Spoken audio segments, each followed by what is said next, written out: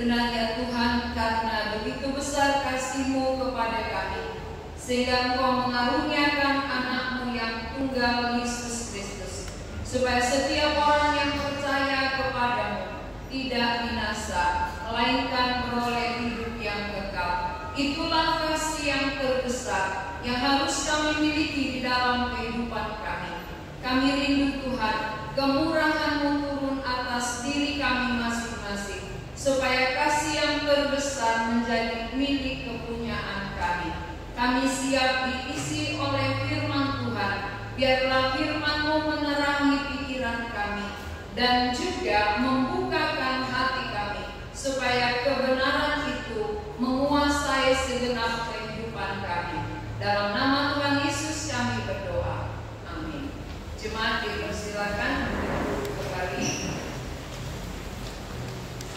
Mari kita membaca dari Markus pasal 1 ayat 1 sampai 11. Markus pasal 1 mulai dari ayat 1 sampai ayat 11.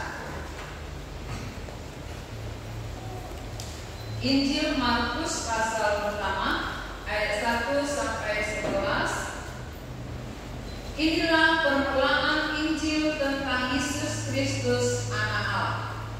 Seperti ada tertulis dalam kitab Nabi Yesaya, lihatlah, aku menyuruh utusanku mendahului engkau, ia akan mempersiapkan jalan bagimu.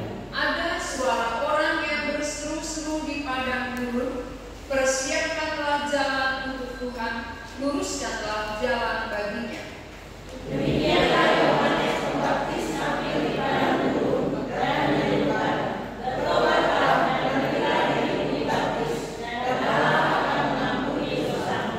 Lalu datanglah kepadanya orang-orang dari seluruh daerah Judea dan semua penduduk Yerusalem, dan sambil mengaku dosanya, mereka dibaptis di sungai Yordan. Yohanes memakai jubah ungu muda dan tidak minyak kulit, dan makanannya belalang dan madu. Inilah yang diberitakannya, sesudah aku akan datang Ia yang lebih berkuasa daripadaku, membungkuk dan membuka tali kasutnya pun aku tidak layak. Aku membaptis kamu dengan air, tetapi Dia akan membaptis kamu dengan Roh Kudus. Pada waktu itu datanglah Yesus dari Nazaret di tanah Galilea, dan Ia dibaptis di sungai Yordan oleh Yohanes. Pada saat Ia keluar dari air, Ia melihat langit bergoyang, dan roh seperti burung merpati turun ke atasnya. Lalu terdengarlah suara dari sorga, Engkaulah anakku yang kukasihi, kepadamulah aku berkenan. Tema hari ini, Yesus Kristus Anak Allah. Yesus Kristus Anak Allah. Saudara-saudara yang dikasihi oleh Tuhan, Injil Markus beda dengan Injil Matius. Injil Matius ditujukan kepada orang-orang Yehuda, orang Israel yang sudah menanti-nantikan kedatangan Tuhan. Tetapi Injil Markus ditulis kepada orang yang non-Yahudi, yang bukan Yahudi ya. Berarti beda penerimanya. Kalau Injil Matius itu orang yang sudah menanti-nanti, sedangkan orang non-Yahudi itu belum sepenuhnya mengerti siapa Yesus. Kalau dia belum mengerti siapa Yesus, bagaimana menjelaskan kepadanya? Tidak mungkin dijelaskan secara langsung, harus dimulai dari nubuatan. Maka di sini dituliskan tentang nubuat Nabi Yesaya. Nubuat itu artinya sudah pernah dijanjikan melalui Nabi bahwa Yesus akan datang. Jadi penjelasan harus lebih rinci, lebih jelas, lebih terpapar, supaya mereka yang belum mengerti, yang belum mengenal, lebih mengerti. Jadi orang non-Yahudi bisa mengikuti bagaimana sejarahnya, sehingga Yesus ini dikatakan Yesus Anak Allah. Mengapa dia dikatakan Anak Allah? Harus ada dimulai Yesaya di dalam Markus pasal 1 ayat 2, seperti ada tertulis dalam kitab Nabi Yesaya, "Lihatlah, aku menyuruh utusanku mendahului engkau. Ia akan mempersiapkan jalan bagimu. Ada suara orang yang berseru-seru di padang gurun, persiapkanlah jalan untuk Tuhan, luruskanlah jalan baginya." Nah, kalau di dalam Injil Matius itu ada silsilah Yesus Kristus dimulai dari Abraham, ya. Kemudian kepada siapa dia? Keturunannya. Kalau Injil Markus tidak ada silsilah. Ini langsung dimulai, inilah permulaan Injil tentang Yesus. Jadi mereka yang sama sekali buta, dia akan mengerti ini permulaannya. Permulaannya seperti apa? Oh, sudah pernah dinubuatkan terlebih dahulu kepada Nabi Yesaya, oleh Nabi Yesaya. Apa yang dinubuatkan oleh Nabi Yesaya? Aku menyuruh utusanku mendahului engkau. Biasanya kalau ada orang yang mendahului, ada utusan, itu orang penting. Kalau ada pembesar datang ke Medan, pasti ada utusan. Kalau orang pejabat penting, pejabat negara, dia punya utusan yang mendahului dia, mempersiapkan segala sesuatunya, sehingga waktu dia datang, dia tinggal menikmati. Nah, sekarang kenapa Nabi Yesaya juga menubuatkan hal itu? Menubuatkan ada utusan untuk mempersiapkan jalan bagi kedatangan Yesus. Karena Yesus itu anak Allah. Dia jauh lebih tinggi dari segala para pembesar. Maka dia pun perlu dipersiapkan jalan. Nah, siapa yang disuruh mempersiapkan jalan? Dari ayat 2 ini adalah Yohanes Pembaptis. Yang mempersiapkan jalan bagi kedatangan Tuhan Yesus adalah Yohanes Pembaptis. Maka Yohanes Pembaptis inilah suara yang berseru-seru di padang gurun. Suara Yohanes. Yohanes ini menyerukan, bertobatlah, berilah dirimu dibaptis. Inilah suara. Jadi waktu Yohanes duluan datang ke bumi, dia lebih tua usianya 6 bulan daripada Tuhan Yesus. Ya, duluan dia lahir. Jadi 6 bulan duluan dia lahir, barulah Tuhan Yesus lahir. Kenapa Yohanes Pembaptis duluan lahir? Karena dia bertugas mempersiapkan kedatangan Tuhan. Di manakah dia mempersiapkannya? Di padang gurun. Ya, waktu dia di padang gurun dia berkhotbah. Dia berkhotbah dan banyak orang datang, ya. Ketika orang banyak datang, dia menyampaikan isi khotbahnya dari ayat 4. Bertobatlah dan berilah dirimu dibaptis, dan Allah akan mengampuni dosamu. Bukti bahwa dia adalah benar-benar suara yang berseru-seru. Dia adalah orang yang dipakai Tuhan mempersiapkan jalan, maka banyak orang datang kepadanya. Ini bukti orang dipakai Tuhan. Kalau orang yang dipakai Tuhan, banyak yang datang mendengarkan suaranya, mendengarkan seruannya. Itu dari ayat 5 dikatakan, datanglah kepadanya orang-orang dari seluruh daerah Judea, penduduk Yerusalem, sambil mengaku dosa dan dibaptis di sungai Yordan. Jadi pada waktu Yohanes Pembaptis ada di bumi, banyak sekali orang yang datang mendengar khotbahnya. Khotbahnya ini bertujuan adalah mempersiapkan jalan. Khotbahnya ini mempersiapkan kedatangan Tuhan. Berarti bukan untuk dirinya. Dia berkhotbah adalah bagaimana supaya orang yang mendengar khotbahnya bisa menyambut kedatangan Yesus Kristus. Itu tujuan dia berkhotbah. Jadi waktu dia berkhotbah, ada beberapa hal yang penting yang dia sampaikan. Pertama adalah bertobatlah. Apa arti bertobat?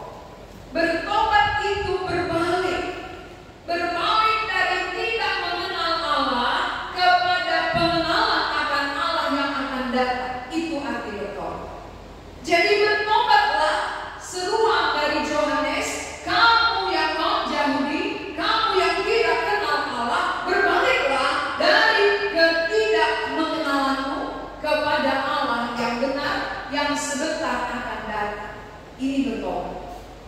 Banyak orang kira bertobat itu adalah, oh dulu aku merokok, sekarang enggak lagi. Dulu aku mencuri, sekarang enggak lagi. Ya, padahal walaupun dia tak merokok dan tidak mencuri, kalau Yesus Kristus Anak Allah tidak disambut menjadi Tuhan di dalam kehidupan kita, berarti kita belum diselamatkan. Banyak orang nggak merokok, banyak sejak dia dewasa dia nggak pernah merokok, bukan karena dia mengenal Tuhan.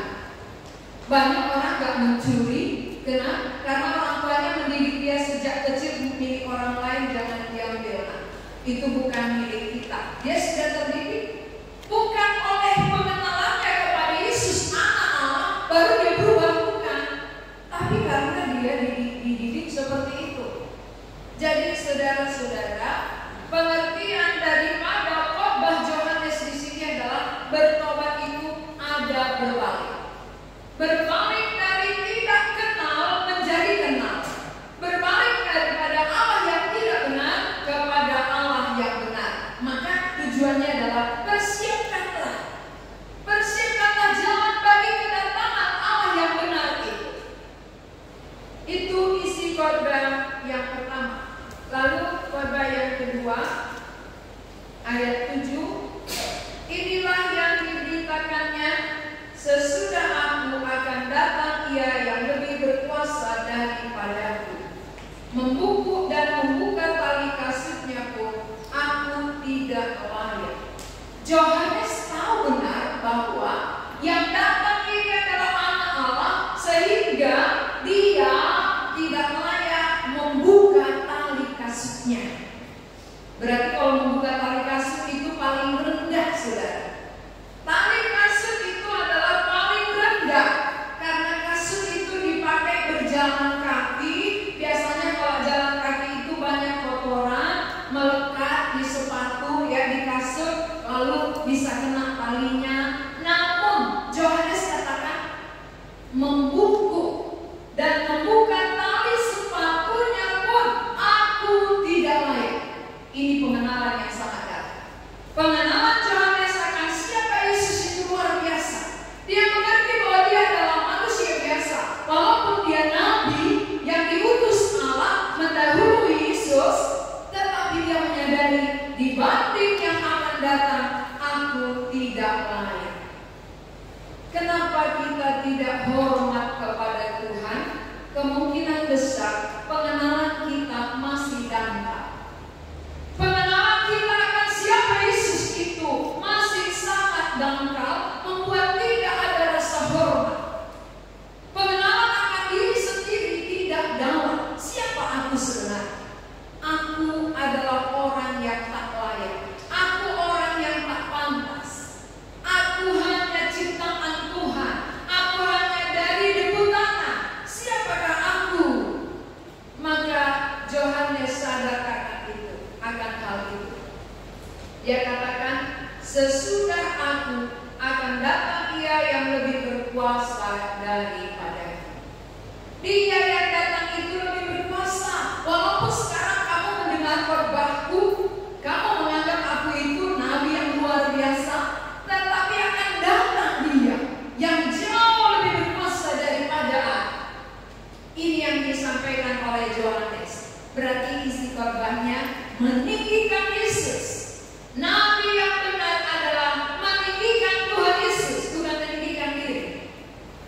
Bukan dirinya yang ditinggikannya, bukan dirinya yang ditonjolkannya, tetapi dia meninggikan Tuhan Yesus. Itu pengajaran yang benar. Di mana ada pengajaran yang benar, pasti Yesus ditinggikan. Di mana pengajaran kepalsuan, pasti dirinya ditinggikan. Supaya kita tahu membedakan. Kalau sudah fokusnya kepada diri sendiri, itu adalah kepalsuan. Kalau fokusnya adalah Kristus, itulah kebenaran. Jadi membedakan mana benar mana palsu, lihatlah isinya, arahnya, tujuannya, yang ditinggikan siapa. Kalau Yohanes ini, dia tetap meninggikan Yesus. Aku tidak layak. Dia yang datang lebih berkuasa daripadaku, membuka tali kasutnya pun aku tidak layak. Saudara, layak hadapan Tuhan untuk memerintah Tuhan? Ini membuka tali kasutnya pun dia sadar dia tidak layak. Tapi seringkali kita merasa kita layak di hadapan Tuhan, mendapat ini dan itu, memerintah ini dan itu, sehingga kita katakan Tuhan harus seperti ini, Tuhan harus begini. Ini berarti kita merasa diri kita layak. Kalau orang yang tidak layak berdoa, dia tahu kehendakmu yang jadi.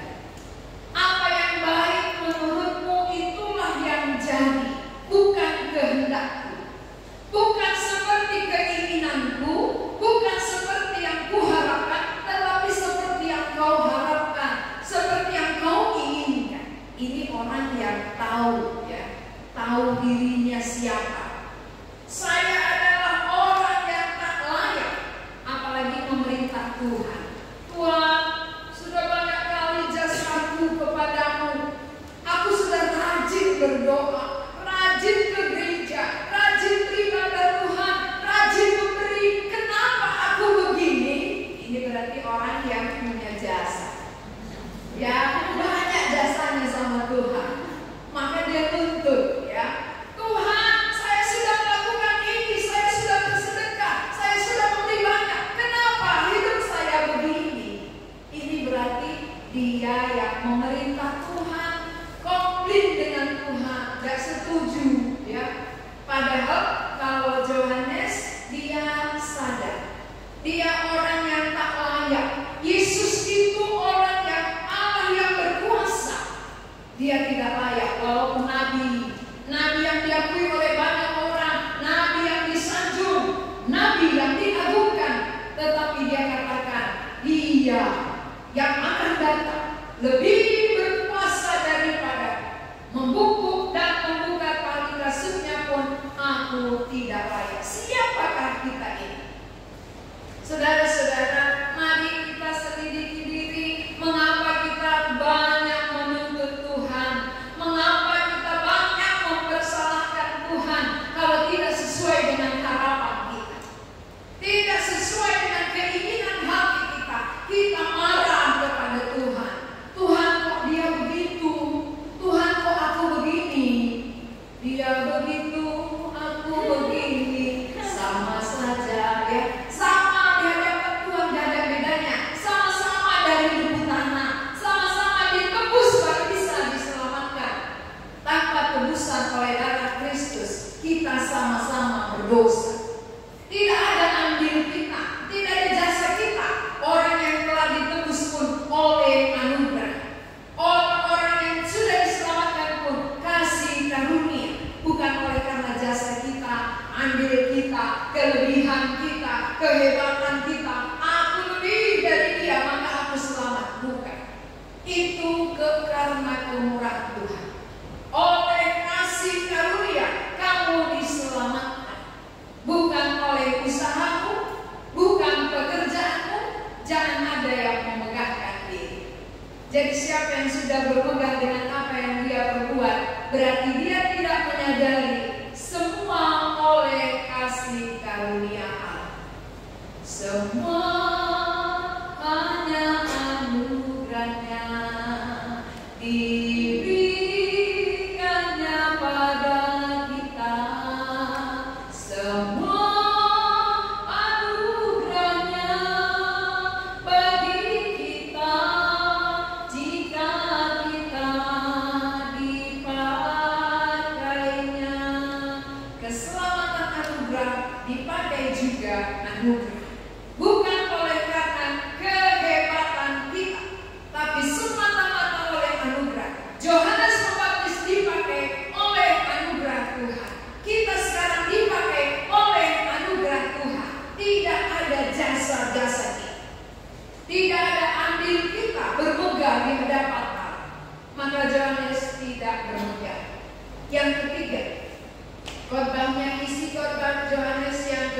ayat 8, Aku membaptis kamu dengan air, tetapi ia akan membaptis kamu dengan Roh Kudus.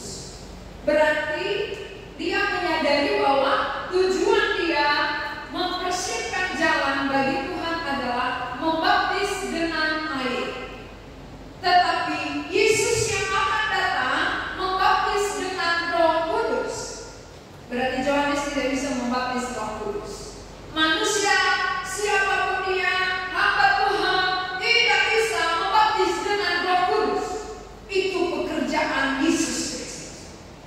Maka setiap hamba-hamba Tuhan hanya membaptis dengan air. Tetapi yang membaptis dengan Roh Kudus adalah Allah itu sendiri, Anak Allah yang berkuasa. Kapan seseorang dibaptis oleh Roh Kudus? Ketika Yesus ada di dalam hati kita. Pada waktu kamu mendengar Injil keselamatanmu, Efesus 1 ayat 13. Mari kita bandingkan Efesus pasal yang pertama ayat yang ke-13. Kapankah kita dibaptis dengan Roh Kudus? Saya bacakan ayat 13.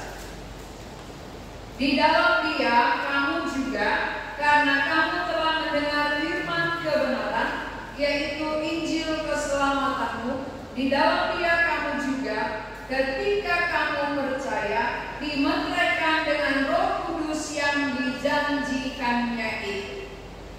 Yohanes Pembaptis katakan, Aku membaptis kamu dengan air, Dia yang akan datang akan membaptis kamu dengan Roh Kudus. Berarti ini dijanjikan, dibaptis dengan Roh Kudus. Kapan kita sekarang dibaptis Roh Kudus?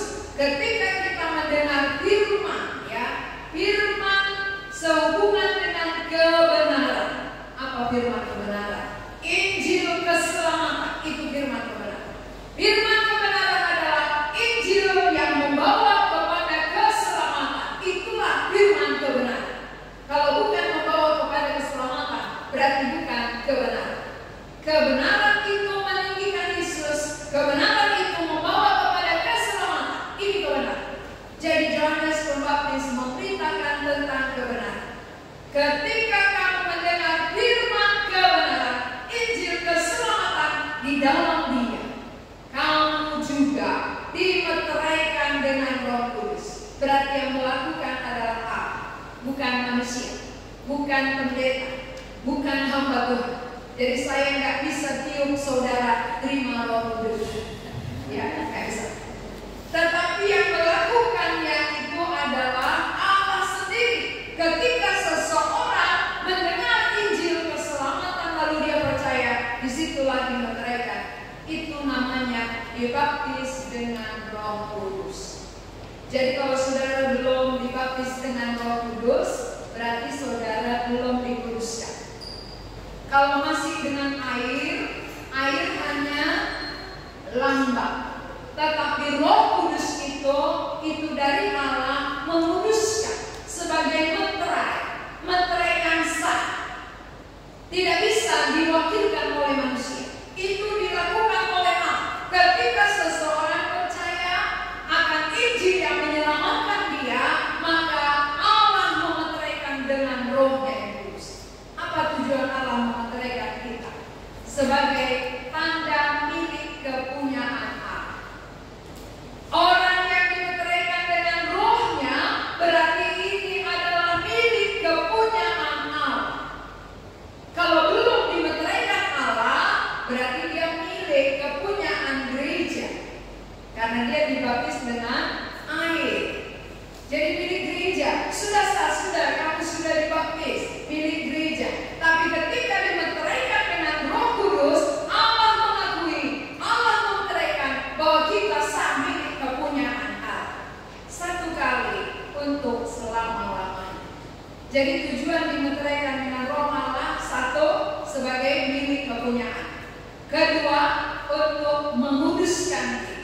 Maka orang yang memiliki Roh Kudus, kehidupannya semakin hari semakin kudus. Karena keinginan Roh Kudus adalah kudus. Namanya juga Roh Kudus, ya. Roh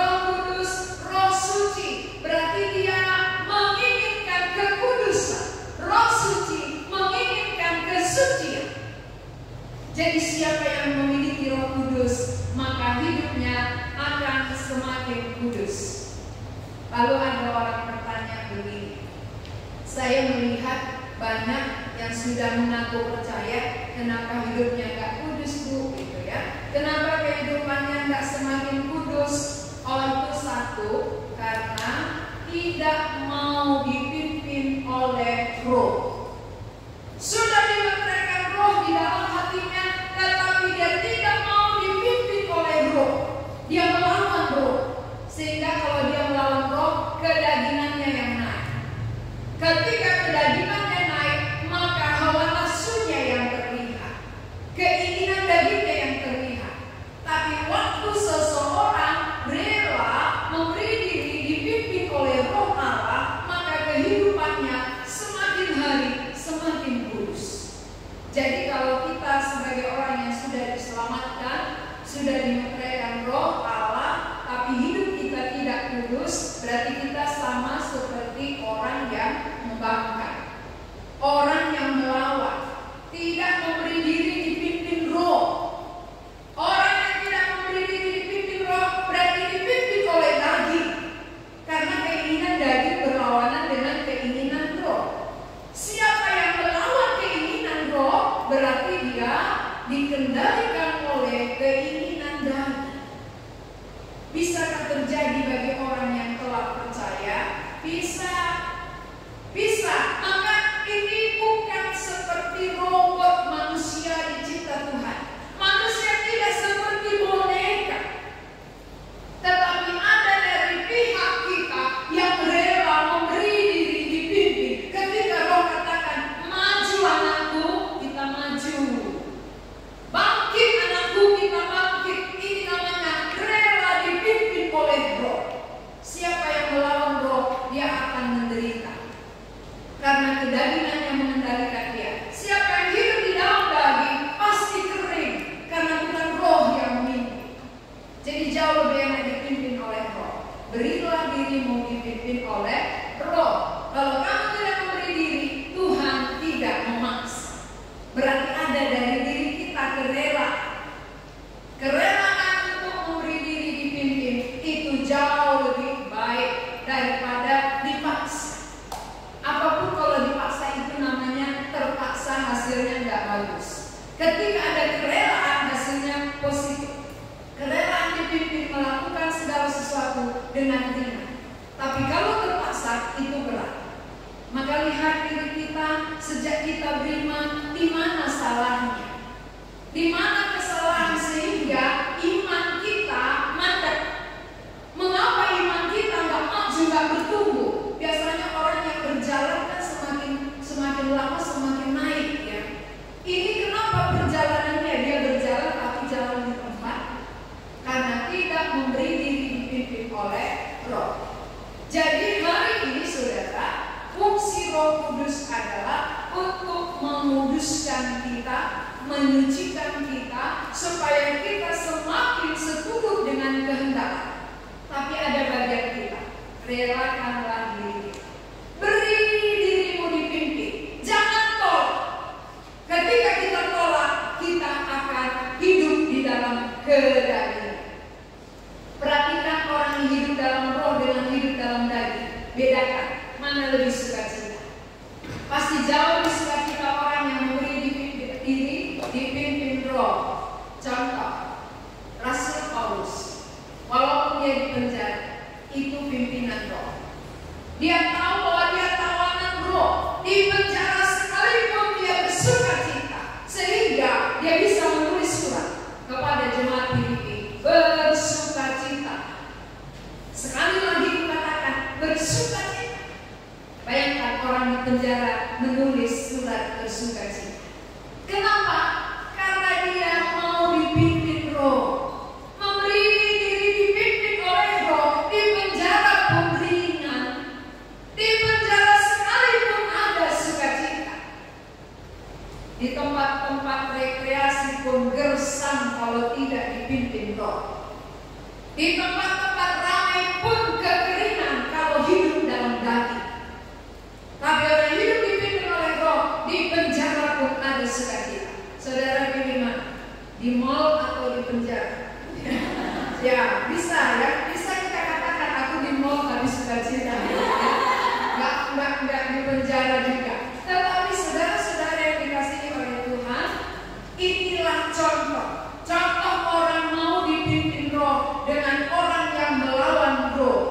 Orang yang melawan Roh berarti dagingnya sedang naik. Orang dipimpin Roh, dagingnya turun. Kedagingannya turun ya, maka kedagingannya dikalahkan, hawa nafsunya dikalahkan. Apa sering terjadi kedagingan kita? Kedagingan malas-malasan, kan itu kedagingannya. Ayo beribadah, malas lah, minggu depan aja. Ayo doa, malas lah, besok aja. Ini namanya keinginan daging. Kalau kita menuruti keinginan daging, kita akan menderita olehnya. Karena keinginan daging adalah maut, keinginan Roh adalah hidup. Siapa yang mau dipimpin oleh dagingnya, dia menuju maut. Maut itu bukan hanya neraka maksudnya ya. Orang yang sudah hidup di dalam Tuhan, yang sudah menerima Roh Allah, bukan lagi ke neraka, tetapi ada penderitaan setelah di bumi. Siapa mengikuti kedagingannya, dia akan menderita di tengah-tengah kehidupan ini. Tidak ada sukacita. Tapi orang yang mau dipimpin oleh Roh Allah, mengalahkan kedagingannya, dipimpin oleh Roh Allah, walaupun dia ngantuk, dia kalahkan demi pelayanan, pasti sukacitanya melihat. Karena ada pelayanan, tapi dia waktunya untuk dagingnya sebenarnya dia sudah lemah, dia ngantuk, tetapi dia kalahkan, dia lawan. Kenapa? Rela dipimpin oleh Roh Allah. Roh Allah katakan kerja. Maka dia kerjakan. Akhirnya ngantuknya hilang, orang dapat berkat, sukacitanya melimpah. Ini pengalaman ya. Jadi saudara-saudara yang mau mengalami, mari rela dipimpin oleh Roh. Siapa yang memberi diri dipimpin oleh Roh, berani mengalahkan kedagingan. Walaupun kita sering ngantuk-ngantuk, kita kalahkan supaya Allah berkemenangan di dalam hidup kita. Nah, kita lanjut kembali ke Markus tadi. Markus pasal 1 ayat 8 tadi. Aku membaptis kamu dengan air, tetapi Ia akan membaptis kamu dengan Roh Kudus. Selalu ditinggikan Yesus. Aku hanya membaptis dengan air, tapi yang berhak membaptis dengan Roh adalah anak. Dia yang akan datang. Jadi dia memperkenalkan anak Allah. Anak Allah itu yang perlu kamu kenal. Yesus yang akan datang itu yang perlu kamu sambut. Aku hanya air, dia Roh Allah. Aku hanya lambang, dia yang sesungguhnya. Dia aslinya, aku hanya lambang. Ya kalau kita kan nggak mau lambang uang, kan banyak uang anak-anak ya lambangnya. Gambar uang 100.000, 50 kan, kalau dia mau aslinya ya. Kalau disuruh pilih, karena kalau lambangnya nggak laku, kalau aslinya pasti laku. Nah, kita lanjutkan ayat yang berikut. Ayat 9. Pada waktu itu datanglah Yesus dari Nazaret di tanah Galilea, dan Ia dibaptis di sungai Yordan oleh Yohanes. Pada saat Ia keluar dari air, Ia melihat langit terkoyak, dan Roh seperti burung merpati turun ke atasnya. Lalu terdengarlah suara dari surga, Engkaulah anakku yang kukasihi, kepadamulah aku berkenan. Berarti Yohanes Pembaptis ketika dia memperkenalkan Yesus, sekarang Tuhan Yesus sudah ada di depan. Tuhan Yesus sudah dibaptis oleh Yohanes, dan saat dia membaptis, keluar dari air, ada langit terbuka dan suara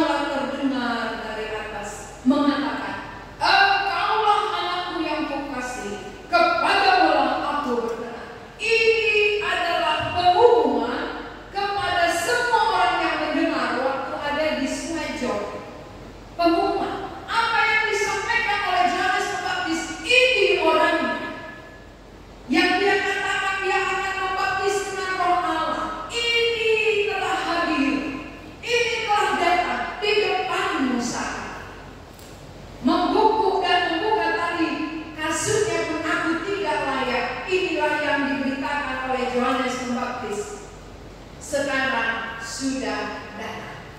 Berarti dari nubuat Nabi Yesaya disampaikan oleh Yohanes Pembaptis digenapi oleh kedatangan Yesus Kristus. Maka Yesus Kristus anak Allah sudah dipaparkan mulai dari nubuatnya kepada orang yang mempersiapkan jalan dan kepada penggenapannya. Yesus sudah datang. Ketika dia datang meneguhkan kesaksian Yohanes Pembaptis, ada suara dari surga, suara dari langit mengatakan, engkaulah anakku yang kukasihi, kepadamulah aku berkenan. Inilah dia yang disampaikan oleh Yohanes Pembaptis. Ini orangnya, inilah Yesus Kristus. Berarti kalau dia sudah datang, saudara, dia yang perlu kita sambut, dia yang perlu kita terima, dia yang perlu kita hormati dalam hidup kita. Karena apa yang dinubuatkan sudah genap, apa yang disampaikan oleh Yohanes Pembaptis sudah datang. Berarti bagi kita hari ini sudah diperdengarkan tentang Yesus Kristus anak Allah. Apa yang disampaikan oleh mereka sudah digenapi seluruhnya. Kenapa kita pada zaman ini tidak percaya bahwa Yesus Kristus itu benar-benar adalah anak Allah yang berkuasa? Kalau dia anak Allah yang berkuasa, saudara, siapa lagi yang saudara nantikan selain dia? Siapa yang saudara perlukan di atas dia? Tidak ada yang lebih berkuasa daripada Yesus anak. Maka itu yang kita perlukan dalam hidup kita, memimpin seluruh kehidupan kita, supaya anak Allah Yesus Kristus yang sudah kita kenal, kita jadikan menjadi milik kita, agar dia berkuasa menguduskan kita, menyucikan seluruh dosa-dosa, agar hidup kita berkenan bagi Tuhan. Bukan hanya selama di bumi, tetapi sampai kita kembali pulang ke rumah Bapa.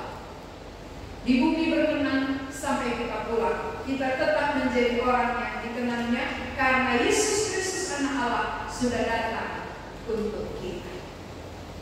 Yohanes Pembaptis sudah memberitakannya. Hamba-hamba Tuhan hari ini sudah menyampaikannya. Saudara-saudara sudah mendengarnya. Lalu apakah respon saudara?